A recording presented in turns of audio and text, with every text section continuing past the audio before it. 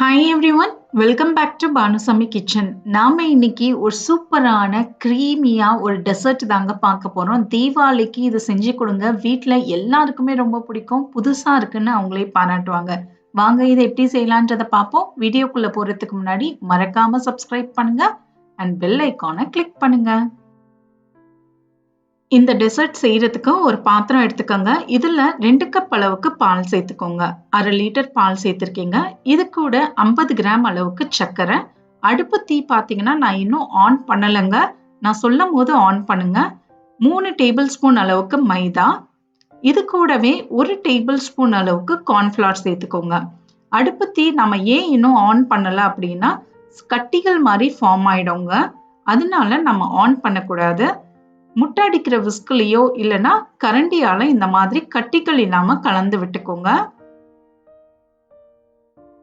இப்போவே நீங்க ஆன் பண்ணிட்டீங்க அப்படின்னா கட்டிகள் மாதிரி ஃபார்ம் ஆயிடும். ஃபர்ஸ்ட் இதை நல்லா கரைச்சிட்டு அதுக்கப்புறம் நம்ம அடுப்பை ஆன் பண்ணிக்கலாம். இப்போ அடுப்பை ஆன் பண்ணிட்டு மிதமான சூட்ல வச்சு இதை நம்ம கைவிடாம கலந்து கொடுத்துக்கிட்டே இருக்கணுங்க. அது ரொம்ப இம்பார்ட்டன்ட். இல்லைன்னா ரொம்ப கட்டிகள் மாதிரி ஃபார்ம் ஆயிடும். இது நம்ம சிம்பிள் கஸ்டர்ட் தாங்க செய்யறோம். கஸ்டர்ட் பவுடர் இல்லாதவங்களுக்கு இது ஈஸியான ஒரு ரெசிபி. இதை கைவிடாம 4லேருந்து 5 நிமிஷம் நல்லா இந்த மாதிரி கலந்து விட்டுட்டே இருங்க.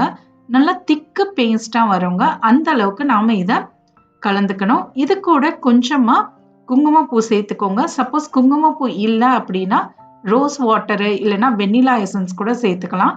இல்லைன்னா ஏலக்காய் தூள் கூட நீங்க சேர்த்துக்கலாம். பார்த்தீங்கன்னா 4 நிமிஷமா கலந்து விட்டுக்கிட்டே இருங்க. நல்லா திக்காயிட்டே வரும். ஒரு பேஸ்ட் கன்சிஸ்டன்சில வருங்க.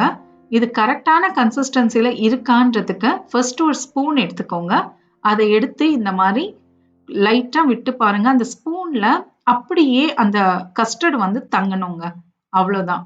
இது நல்லா திக்காயிடுச்சு. இப்போ நாம இதை ஆற விட்டுடலாங்க. அடுப்பை அணைச்சிருங்க. இது கம்ப்ளீட்டா ஆறட்டும். இது ஆறட்டோங்க. ஆறின பிறகு நாம இதை செட் பண்ண ஸ்டார்ட் பண்ணலாம். நீங்க எதுல வேணாலும் செட் பண்ணலாங்க. பெரிய ஜாரு இல்லைன்னா ஸ்மால் சின்ன சின்ன டெசர்ட் ஷார்ட்ஸா கூட இதை செட் பண்ணலாம். இதுல கொஞ்சமா கேக் சேர்த்துக்கோங்க. நம்ம கடைங்கள வாங்கின கேக் சேர்த்துக்கலாம். இல்ல கேக்குக்கு பதில் பிஸ்கெட்டை உடைச்சு கூட போட்டு சேர்த்துக்கலாம். இப்ப கூலான கஸ்டர்டை இதுல சேர்த்துக்கோங்க. இதுல நம்ம குலாப் ஜாமுன் சேர்க்க போறோங்க. வீட்டுல எக்ஸ்ட்ராவா குலாப் ஜாமுன்லாம் இருந்ததுன்னா இந்த மாதிரி புதுவிதமா டெசர்ட் நம்ம செஞ்சு கொடுக்கலாம். இப்போ நாம அடுத்து இதுல சின்னதா கட் பண்ண குலாப் ஜாமுனை இதுல சேர்த்துக்கோங்க. நம்ம எப்பவுமே நார்மலா குலாப் ஜாமுன் செஞ்சு கொடுப்போம் பாத்தீங்களா, அதுக்கு பதில் இந்த மாதிரி புதுவிதமா செய்யும் போது சாப்பிடுறவங்களுக்கும் இது புதுசா இருக்கேன்னு தோணும். உங்க கெஸ்ட் எல்லாரையும் நீங்க இதை இம்ப்ரெஸ் பண்ணலாம். இதுல கொஞ்சமா நட்ஸும் சேர்த்துட்டு அடுத்து நம்ம மறுபடியும் கேக் சேர்த்துக்கோங்க. இது பேக்கரியில வாங்கின கேக் இல்ல வீட்டுல செஞ்ச பிளெயின் கேக் இல்ல பிஸ்கெட்ஸ் எது வேணாலும் சேர்த்துக்கலாங்க. ஆனா கண்டிப்பா இந்த லேயர் சேர்த்துக்கணும். அப்பதான் 3 லேயரா சாப்பிடும் போது நமக்கு நல்லா இருக்கும். மறுபடியும் கஸ்டர்ட் சேர்த்துக்கோங்க. கொஞ்சமா குலாப் ஜாமுனும் சேர்த்துக்கோங்க. இதே மாதிரி 3 லேயரா நீங்க இதை செட் பண்ணிக்கணுங்க. சின்ன ஷார்ட் கிளாஸ்லயும் சேர்த்துக்கலாம். இல்லைன்னா பேப்பர் கிளாஸ்லயும் செட் பண்ணலாம். அவ்வளவுதாங்க. நம்ம ஃபுல்லா செட் பண்ணியாச்சு. இப்போ மேல கார்னிஷ்காக குலாப் ஜாமுன் வச்சுக்கோங்க. இதை நீங்க ஃப்ரிட்ஜ்ல எடுத்து வச்சு 1 மணி நேரத்துக்கு அப்புறம் சர்வ் பண்ணுங்க. செம்ம டேஸ்டா இருக்குங்க. ஏன்னா கஸ்டர்ட் நல்லா செட் ஆயிடும். குலாப் ஜாமுன், கஸ்டர்ட், கேக் இது 3மே சேர்த்து சாப்பிட்டு பாருங்க. டேஸ்ட் அல்டிமேட்டா இருக்கும். இந்த தீபாவளிக்கு நீங்க இதை கண்டிப்பா வீட்டுல செஞ்சு கொடுங்க. எல்லாரும் ரொம்ப பாராட்டுவாங்க. ஏன்னா புதுவிதமான ஒரு டெசர்ட் வர கெஸ்ட்டுக்கும் இது ரொம்ப பிடிக்கும்.